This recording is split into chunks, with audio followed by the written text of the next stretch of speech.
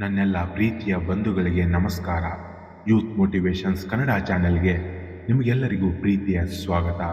ಇವತ್ತಿನ ಯುವ ಪೀಳಿಗೆಯು ಎಷ್ಟು ಅಸಹಾಯಕರಾಗಿದ್ದಾರೆ ಅಂದರೆ, ಯಾವುದೇ ಕೆಲಸ ಮಾಡಬೇಕಾದರೂ ಆಲಸ್ಯತನ ತೋರುವುದು ಇಂದಿನ ಯುವಜನತೆ.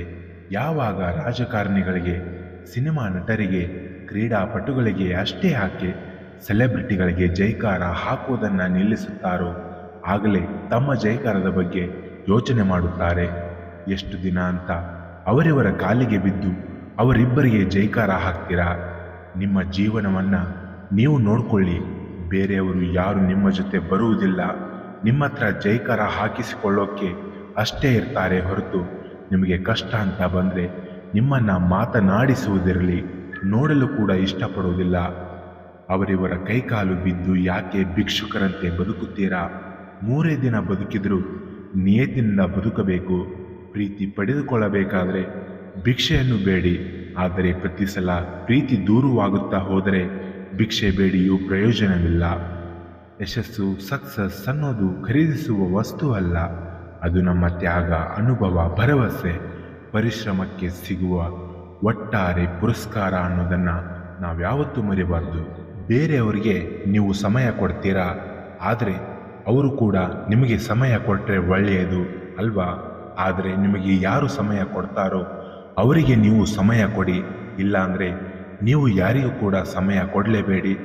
ಪರರಿಗೆ ಸಮಯ ಕೊಡೋ ಬದಲು ನಿಮಗೆ ಸಮಯವನ್ನು ಕೊಟ್ಟು ನೋಡಿ. ಜೀವನದಲ್ಲಿ ಗೆಲುವು ನಿಮ್ಮದಾಗುತ್ತದೆ. ಲೈಫಲ್ಲಿ ಏನಾಗ್ತೀವೋ ಎಂಬ ಭಯಕ್ಕಿಂತ ಏನಾದರೂ ಆಗಲೇಬೇಕು ಎಂಬ ಯೋಚನೆ ಮಾಡಿದರೆ ಮಾತ್ರ ಏನಾದರೂ ಆಗ್ತೀರಾ. ಇಲ್ಲಾಂದರೆ ಭೂಮಿಗೆ ಭಾರ ಆಗ್ತೀರಾ ಅಷ್ಟೇ. ನೀವು ಕಂಡ ಕನಸುಗಳನ್ನು ನನಸು ಮಾಡೋದಕ್ಕೆ ಸತತ ಪ್ರಯತ್ನ ನಿಮ್ಮ ಕಡೆಯಿಂದ ಇರಲಿ. ಶ್ರಮದ ಬುತ್ತಿ ಉಂಡಾಗಲೇ ನೆಮ್ಮದಿಯಿಂದ ನೀರು ಕುಡಿಯಲು ಸಾಧ್ಯ. ಯಾವುದೇ ಕಾರಣಕ್ಕೂ ತಾಳ್ಮೆಯನ್ನು ಕಳೆದುಕೊಳ್ಳಬಾರದು. ಒಂದಲ್ಲ ಒಂದು ದಿನ ಸಕ್ಸಸ್ ಸಿಕ್ಕೇ ಸಿಗುತ್ತದೆ. ಪ್ರಯತ್ನ ಮಾಡಿ ಸೋತರೆ ನಿಜವಾದ ಸೋಲಲ್ಲ, ಪ್ರಯತ್ನ ಮಾಡದೆ ಸೋತರೆ ನಿಜವಾದ ಸೋಲು. ಕೊನೆಯದಾಗಿ ಒಂದು ಮಾತು ಹೇಳ್ತೀನಿ. ನಾಳೆ ಒಂದು ದಿನ ಇದೆ. ಆ ದಿನಕ್ಕೆ ನೀನು ಗೆಲ್ಲಬಹುದು.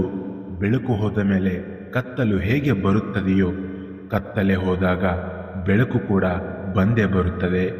ಇನ್ನಷ್ಟು ಹೆಚ್ಚಿನ ಮೋಟಿವೇಶ್ನಲ್ ವಿಡಿಯೋಗಳಿಗಾಗಿ ನಮ್ಮ ಚಾನೆಲ್ನ ಸಬ್ಸ್ಕ್ರೈಬ್ ಮಾಡಿ. ಧನ್ಯವಾದಗಳು. ಜೈ ಹಿಂದ್, ಜೈ ಕರ್ನಾಟಕ ಮಾತೆ.